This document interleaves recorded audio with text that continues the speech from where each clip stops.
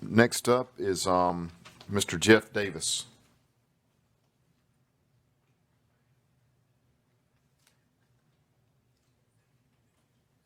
Thank you, Mr. Chairman. Thank you, Mr. Chairman Verdon, for setting this meeting up. A lot of this started, it's powerful to hear Presley Stutz III talk about what he's talking about. Here's his father's death certificate. That's one thing. Here's his father's estate filing for probate. Christine Mateo will be the paralegal handling his probate at the Greenville County Probate Office. This is real. My name again is Jeff Davis. I'm the chairman of the Greenville County Republican Party, and I'm not here representing just Republicans. I'm trying to save Democrats' lives. I'm trying to save Republicans' lives. I'm trying to save people that were in the situation of Presley Stutz a month and a half ago, 2 months ago, get treatment and find some solutions. Now, there's a letter that we put together through the Greenville GOP with some of our House reps and state senators, with our delegation and some of our neighboring counties. I will sign this letter with any Democrat, my counterpart in our Democratic Party. I think we ought to be working together. I'm not sitting here trying to say, let's argue about whether you should mask, whether you shouldn't mask, whether you should get a vaccine. That is your choice. Imagine if I was sitting here telling you, or we were having a hearing saying you cannot get a vaccine. We're not here. It's your choice to get a vaccine or wear a mask or whatnot. I don't want to injure anyone else, but I got some serious concerns about that type of stuff. But what I do think we ought to all come together on is ask the governor, ask DHEC to get mobilized and bring out these monoclonal antibody treatment clinics for South Carolinians.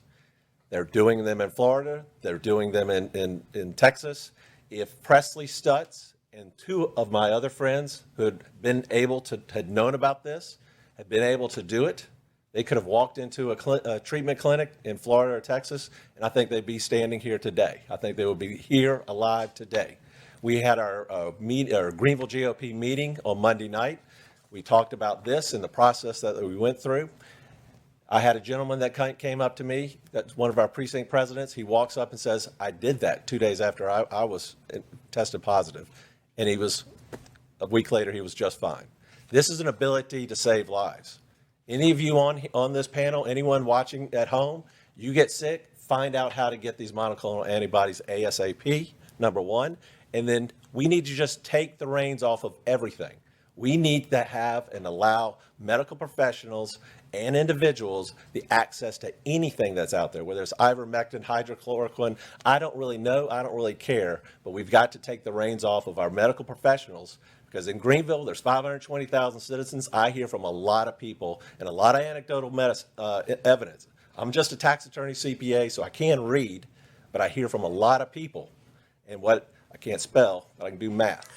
But I'm hearing from a lot of people, we really got to just open up the doors. We are there is a serious issue going on, and I would just implore y'all to reach out to the governor, ask DHEC to mobilize, and let's get this done.